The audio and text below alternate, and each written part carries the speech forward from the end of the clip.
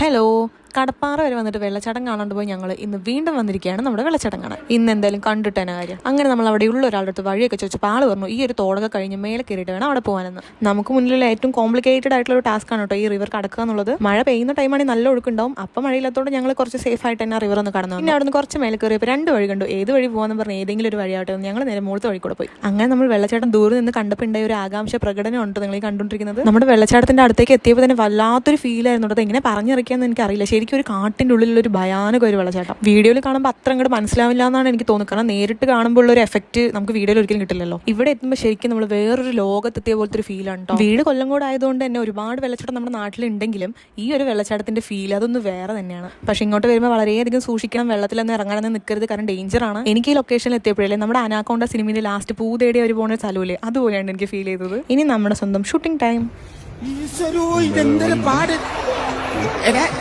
പിന്നെ ഇങ്ങനെയൊന്നും അല്ലടാ. വെള്ളച്ചാട്ടം കണ്ട അന്തം വിട്ട് നിൽക്കുന്ന ഒരു റീലാണ് ഞാൻ ഉദ്ദേശിച്ചത്. പക്ഷെ എന്തൊക്കെയോ കിട്ടി. ഒരു നിധി വേട്ടയ്ക്ക് പോയിട്ട് നിധി കണ്ടെത്തുമ്പോൾ കിട്ടുന്ന ഒരു സന്തോഷമില്ലേ, ആ സന്തോഷമാണ് ഇവിടെ പോയപ്പോൾ എനിക്ക് കിട്ടിയത്. അതുപോലെ ഇങ്ങോട്ട് വരുന്നവരായാലും ഓരോ വെള്ളച്ചാട്ടത്തിനും അതിൻ്റെതായ അപകട സാധ്യതകളൊക്കെ ഉണ്ട്. അപ്പോൾ അതൊക്കെ മനസ്സിലാക്കിയിട്ട് സേഫ് ആയിട്ട് വരിക. നമ്മുടെ സേഫ്റ്റിയാണ് നമ്മുടെ ഫസ്റ്റ് പ്രയോറിറ്റി കൊടുക്കേണ്ടത്. ഓക്കെ, ഇതൊന്നും ഞാൻ പറയേണ്ട ആവശ്യമില്ല, എന്നാലും ഇവിടെ ഇരിക്കട്ടെ അല്ലേ. അപ്പോൾ ഓക്കെ, ബൈ ബൈ.